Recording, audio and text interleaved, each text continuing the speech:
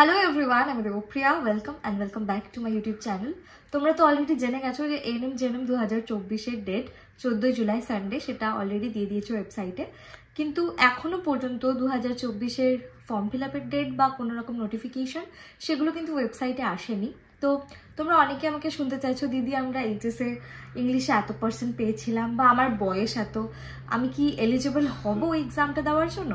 তো আজকের এই ভিডিওতে আমি তোমাদের সাথে এই এক্সামের এলিজিবিলিটি ক্রাইটেরিয়া ডিসকাস করতে চলেছি।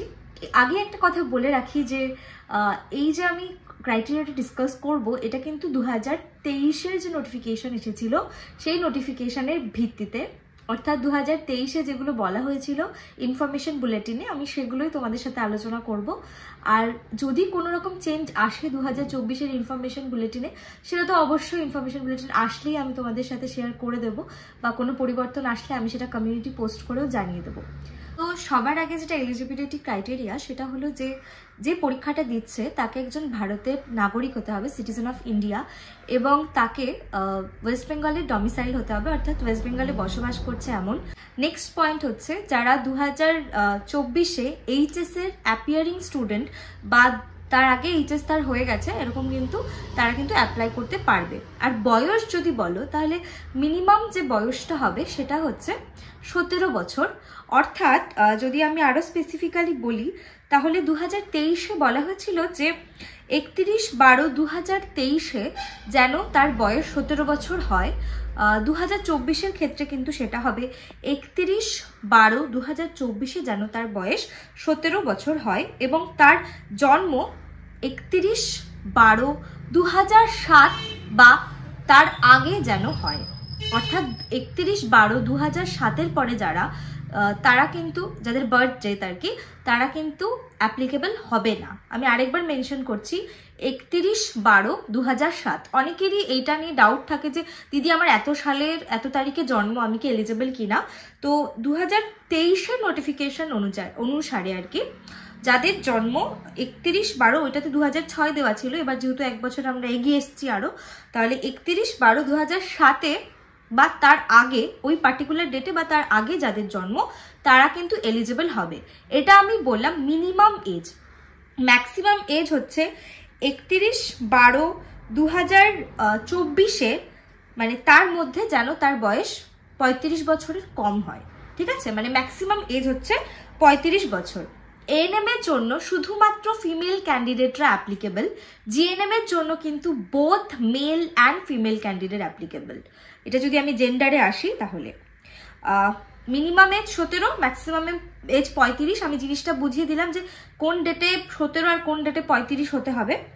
আচ্ছা, ল্যাঙ্গুয়েজে যদি আসি, তাহলে তাকে অবশ্যই বাংলা পড়তে, লিখতে, বুঝতে জানতে হবে। ঠিক আছে, এবার যদি কেউ কোনো কারণে বাংলা না পারে, অর্থাৎ যারা নেপালি আর কি, তাদের যদি সমস্যা হয়, তো এখানে দেওয়া রয়েছে বেঙ্গলি অ্যান্ড অর নেপালি। ঠিক আছে, তো বেঙ্গলি আর নেপালির মধ্যে একটা ল্যাঙ্গুয়েজ তার জানলেই হবে। আচ্ছা, এবার এডুকেশনাল কোয়ালিফিকেশন যেটা, সেটা হচ্ছে মাস্ট পাস 10+2, অর্থাৎ 12-এর যে এইচএস বলি আমরা যেটাকে, তো examination from any recognized board with at least 40% marks in aggregate, মানে ওভারঅল যে পার্সেন্টেজ তার 40% থাকতে হবে, সেটা কিসে? এইচএসে। আর রেকগনাইজড বোর্ড বলতে একটা লিস্ট দেওয়া রয়েছে ওয়েস্ট বেঙ্গল জয়েন্ট এন্ট্রান্স বোর্ডের, যে লিস্টটা আমি তোমাদের সাথে দেখো স্ক্রিনে শেয়ার করছি। তোমরা যদি এই লিস্টটাকে পেতে চাও, আমাদের গ্রুপে জয়েন হয়ে যেতে পারো, যার লিঙ্ক আমি ডিসক্রিপশন বক্সে দিয়ে দেবো, হোয়াটসঅ্যাপ গ্রুপগুলো। আমি হোয়াটসঅ্যাপ গ্রুপে এই রেকগনাইজড বোর্ডের লিস্টটা তোমাদের সাথে শেয়ার করে দেবো, তাহলে তোমরা আরও ভালো করে বুঝে যাবে যে তোমরা যে বোর্ড থেকে পাস করেছো সেটা রেকগনাইজড কিনা। আচ্ছা, আরেকটা ডাউট থাকে যে 40% মার্কস সেটা এইচএসে না, মানে সব সাবজেক্ট মিলিয়ে 40% না ইংলিশে 40%, কারণ এখানে আলাদা করে বলা থাকে must pass in English in 10+2। Pass মানে বোথ প্র্যাকটিক্যাল অ্যান্ড থিওরি দুটোতেই আর কি পাস করতে হবে। ইংলিশে পাস করতে হবে, প্র্যাকটিক্যাল এবং থিওরিতে পাস। আর 10+2 অর্থাৎ এইচএস এর যে ওভারঅল পার্সেন্টেজ, সেটা মিনিমাম 40% হতে হবে। আমি আশা করছি তোমাদেরকে বোঝাতে পারছি। এইচএস এর ওভারঅল পার্সেন্টেজ 40% আর ইংলিশে পাস করলেই হবে। আচ্ছা, আরেকটা পয়েন্ট বলেছে, candidates passing 10+2 in vocational stream must be from the health care science discipline. অনেকেরই ডাউট থাকে যে বলে দিদি আমি তো ভোকেশনাল থেকে পাশ করেছি, আমি কি অ্যাপ্লিকেবল? যদি তুমি এই ভোকেশনাল থেকে হেলথ কেয়ার সায়েন্সে আর কি তুমি পাশ করে থাকো 10+2, তাহলে তুমি অবশ্যই অ্যাপ্লিকেবল হবে। আরেকটা পয়েন্ট রয়েছে মেডিকেল ফিটনেস। মেডিকেল ফিটনেস নিয়ে সবাই আমাকে যে প্রশ্নটা করে, দিদি আমার চোখে এত পাওয়ার রয়েছে, তাহলে কি আমি আটকে যাব? না, পাওয়ার যতই থাক, তুমি যদি চশমা পরে দেখতে পাও তাহলে তুমি ফিটনেসে আটকাবে না, ঠিক আছে? তো এই ছিল এই পয়েন্টগুলো, এগুলোই তোমাদের এলিজিবিলিটি ক্রাইটেরিয়া এক্সাম দেওয়ার এবং ভর্তি হওয়ার। তোমাদের যদি আর কোনো টপিকে ভিডিও তোমরা দেখতে চাও অবশ্যই আমাকে কিন্তু কমেন্ট করে জানাতে পারো। পরীক্ষার মাত্র হাতে 5 মাস সময় রয়েছে। এই 5 মাসে ইউটিউবের মাধ্যমে তো আমি তোমাদের পাশে থাকবই, কিন্তু তোমরা যদি চাও যে আমাদের কোচিং ইনস্টিটিউট প্রেপকমে জয়েন করতে, তাহলে কিন্তু অবশ্যই স্ক্রিনে মেনশন করা নাম্বারে কন্ট্যাক্ট করতে পারো। আমরা ভীষণ মিনিমাম ফিজে কিন্তু কোচিং প্রোভাইড করে থাকি। এছাড়াও আমাদের হ্যান্ড রিটেন স্টাডি ম্যাটেরিয়ালস আসছে মার্চ মাসে। তোমরা যারা যারা আমাদের hand written study materials purchase করতে চাও তারা অবশ্যই স্ক্রিনে মেনশন করা নাম্বারে কন্ট্যাক্ট করতে পারো। ফেব্রুয়ারি মাসে আমাদের একটা নতুন ব্যাচ শুরু হচ্ছে।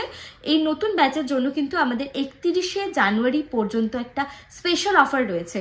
যারা ভাবছো যে তোমরা এনএম জিএনএম 2024-এর যে পরীক্ষা সেটাতে অ্যাপিয়ার করবে এবং সেটাকে তোমরা ক্র্যাক করতে চাও, অবশ্যই তোমাদের এই জার্নিতে কিন্তু তোমরা প্রেপকমকে তোমাদের সঙ্গী করে নিতে পারো এবং তার জন্য তোমাদেরকে এই স্ক্রিনে মেনশন করা নাম্বারে কন্ট্যাক্ট করতে হবে এবং আমাদের কোচিংয়ে জয়েন করতে হবে। যারা যারা স্টাডি ম্যাটেরিয়ালসটা পারচেস করতে চাও, ডিসক্রিপশন বক্সে আমি স্টাডি ম্যাটেরিয়ালস গ্রুপের লিঙ্ক দিয়ে দিয়েছি, ওখানে গিয়ে কিন্তু তোমরা জয়েন করে যেতে পারো। আর তোমরা এনএম জিএনএম এর যাবতীয় ভিডিও কিন্তু আমার চ্যানেলে, যেগুলো সাজেশন ভিডিও সেগুলো এই চ্যানেলে পেয়ে যাবে। আর যদি ক্লাস ভিডিও দেখতে চাও, অর্থাৎ কোনো পার্টিকুলার টপিকের ওপর ক্লাস, তার জন্য কিন্তু আমাদের আরেকটা চ্যানেল রয়েছে প্রেপকম। সেখানে কিন্তু আমরা স্টাডি রিলেটেড সমস্ত ভিডিও শেয়ার করে থাকি। যদি প্রেপকম চ্যানেলটা সাবস্ক্রাইব করা না থাকে অবশ্যই প্রেপকম চ্যানেলটাকে সাবস্ক্রাইব করে নাও, যার লিঙ্কও কিন্তু আমি ডিসক্রিপশন বক্সে দিয়ে দিয়েছি। ভিডিওটা ভালো লাগলে অবশ্যই লাইক করে দিও। এনএম জিএনএম রিলেটেড যে কোনো আপডেটস পাওয়ার জন্য আমার চ্যানেলটাকে সাবস্ক্রাইব করে পাশে থাকা বেল আইকনটা প্রেস করে দিও। Thanks for watching.